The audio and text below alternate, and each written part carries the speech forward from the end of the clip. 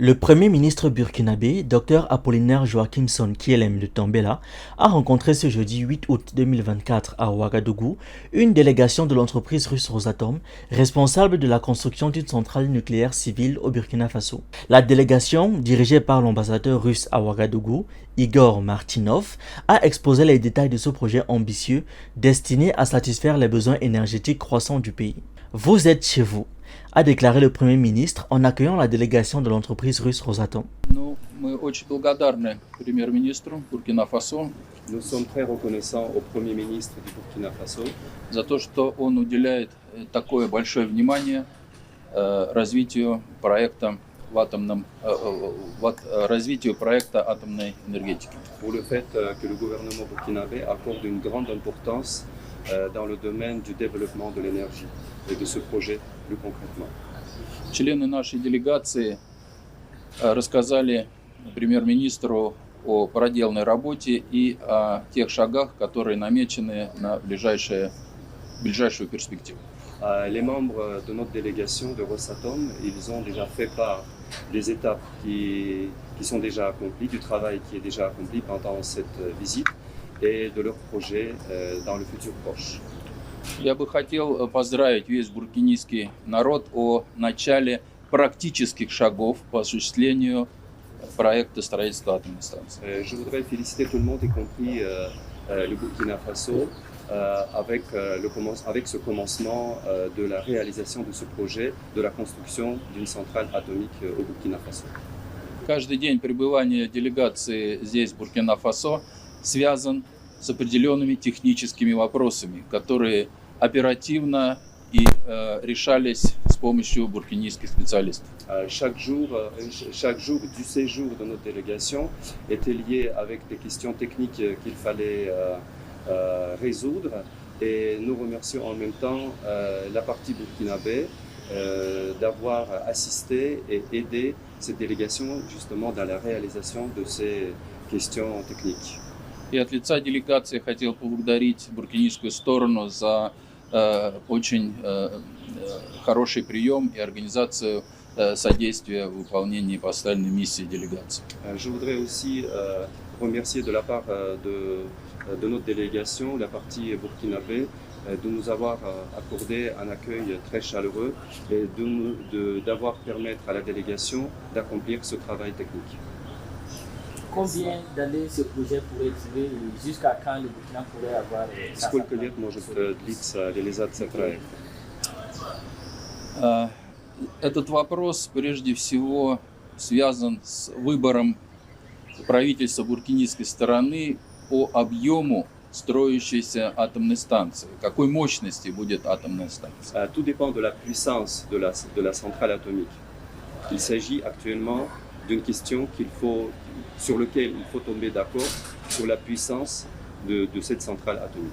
Quelle sera sa puissance? Этот вопрос обсуждается буркинийскими властями, мы пока о сроках говорить не можем.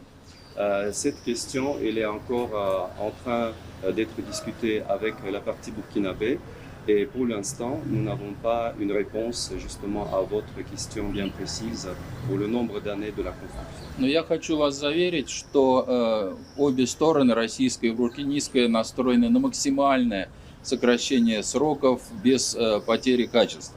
Mais je voudrais vous assurer que les deux parties, la partie russe et burkinabé, sont déterminées à faire en sorte que cette construction sera réalisée le plus rapidement possible. Lors des discussions, il a souligné l'importance essentielle de ce projet pour le Burkina Faso, qui fait face à des coupures d'électricité fréquentes, surtout durant la période chaude de mars à mai. Le Burkina Faso a récemment renforcé ses relations avec la Russie, choisissant ce pays comme partenaire stratégique dans les domaines militaires, économiques et culturels. Cette décision vise à rompre avec l'influence coloniale française que le Premier ministre estime avoir freiné le développement du pays pendant plus de 60 ans. Nous avons désormais opté pour la Russie comme partenaire stratégique dans les domaines militaires, économiques et culturels, car notre histoire coloniale avec la France a longtemps entravé notre indépendance. La France nous considère encore comme une de ses colonies et pendant plus de 60 ans, nous avons stagné. Nous sommes convaincus qu'un changement de stratégie est nécessaire et c'est pourquoi nous nous sommes tournés vers la Russie, a affirmé le Premier ministre. Le projet de centrale nucléaire civile discuté lors de cette rencontre est une priorité pour le gouvernement burkinabé. Le Premier ministre a également rappelé l'engagement du président du Faso pris lors de sa rencontre avec le président Vladimir Poutine en juillet dernier. Avant même la réalisation de cette centrale, le gouvernement explore des solutions temporaires, telles que des centrales thermiques, pour répondre aux besoins énergétiques urgents, a-t-il précisé. Comme notre président l'a exprimé au président Vladimir Poutine en juillet dernier, nous désirons une centrale nucléaire de grande capacité. En attendant sa construction, nous avons besoin de centrales thermiques ou d'autres solutions énergétiques provisoires, a-t-il ajouté. Le Premier ministre a aussi souligné la nécessité de former les militaires burkinabés en Russie en remplacement des formations précédemment dispensées en Europe. Nous avions auparavant des formations en France, en Allemagne, etc. Maintenant que nous nous éloignons de l'Europe, cela n'est plus possible. Nous souhaitons donc que nos militaires puissent effectuer des stages de perfectionnement en Russie et éventuellement ouvrir des centres de formation au Burkina Faso, a-t-il indiqué.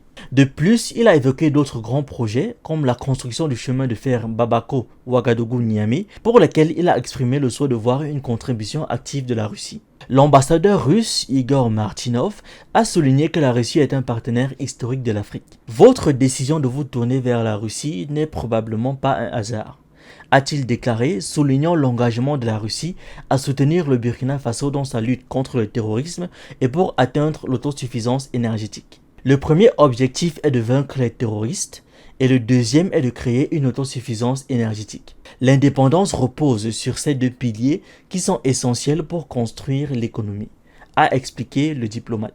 L'ambassadeur a présenté l'entreprise Rosatom, la société d'État russe, comme une entité unique au monde, possédant les technologies avancées dans les domaines de la santé atomique, de l'économie thermique et de la médecine atomique. Il a assuré que le projet de centrale nucléaire au Burkina Faso est réalisable à condition que les techniciens russes puissent travailler dans des conditions optimales et que les accords nécessaires avec l'Agence internationale de l'énergie atomique soient conclus.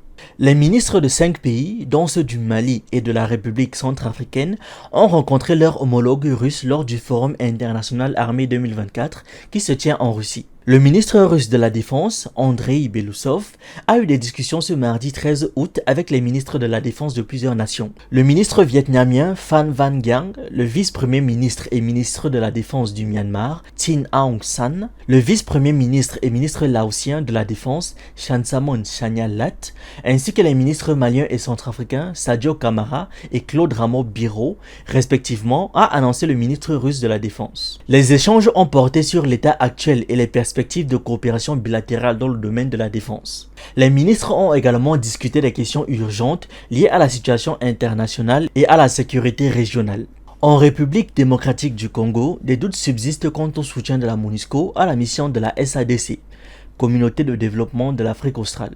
Dominique Kamanzi et Jean-Claude Abiyarimana sont les deux leaders des Wazalendo, des groupes armés accusés par l'Union européenne de graves violations des droits de l'homme en RDC. Pour la première fois depuis que des sanctions ont été imposées contre eux par l'Union européenne le 26 juillet dernier, les deux hommes ont accepté de s'exprimer et de se faire filmer dans leur zone d'opération. Ils rejettent fermement les accusations de violation des droits de l'homme et affirment leur détermination à défendre leur pays. Ces sanctions contre nous ne nous inquiètent pas, car elles sont fabriquées. Ils savent que nous sommes un obstacle à leur projet de balkanisation de notre pays. Ils veulent piller nos minerais et nos richesses, mais nous ne céderons pas, a déclaré le général Dominique Kamanzi Ndarurutse de la coalition des mouvements pour le changement, CMC. Alors que les rebelles du M23 continuent de progresser dans le Nord Kivu, le Conseil de sécurité de l'ONU a adopté ce mardi une résolution autorisant la MONUSCO à fournir un soutien logistique à la mission de la SADC en RDC.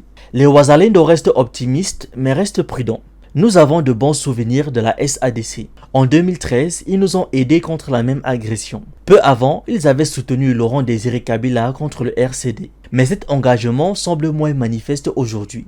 On ne sait pas où ça bloque, mais tous les Congolais souhaitent que, étant des partenaires fiables, ils activent tous les mécanismes possibles pour que leur présence en RDC ne soit pas vaine, comme cela a été le cas avec la force de la communauté d'Afrique de l'Est, a déclaré Jean-Claude Abiyarimana, porte-parole des groupes armés Wazalendo à Africa News. À Goma, la société civile exprime des doutes sur le soutien logistique de la MONUSCO à la SAMI-DRC. Elle mise sur les groupes armés et les FARDC pour restaurer la paix dans l'est du pays. Ça fait plus d'1 an qu'ils sont ici, mais ils n'ont jamais lancé d'offensive. Nous sommes déçus de constater que cette MONUSCO, censée soutenir la SADC, n'a pas été efficace. Aujourd'hui, nous croyons que seules les forces armées de la RDC et les Wazalendo sont prêtes à se sacrifier pour que nous puissions obtenir la paix et la sécurité, déclare Christophe Moïsa, membre de la société civile gabonaise. En outre, jeudi dernier, la justice militaire congolaise a condamné à la peine de mort 26 personnes, dont 21 sont en fuite, pour leur implication dans la rébellion du M23. Les accusés ont été reconnus coupables de crimes de guerre, participation à un mouvement insurrectionnel ou trahison. Le verdict, rendu par la cour militaire de Kinshasa-Gombe, n'a accordé aucune circonstance atténuante. C'était tout pour cette vidéo sur les actualités du continent. Dites-moi ce que vous en pensez en commentaire et on se retrouve dans une prochaine vidéo.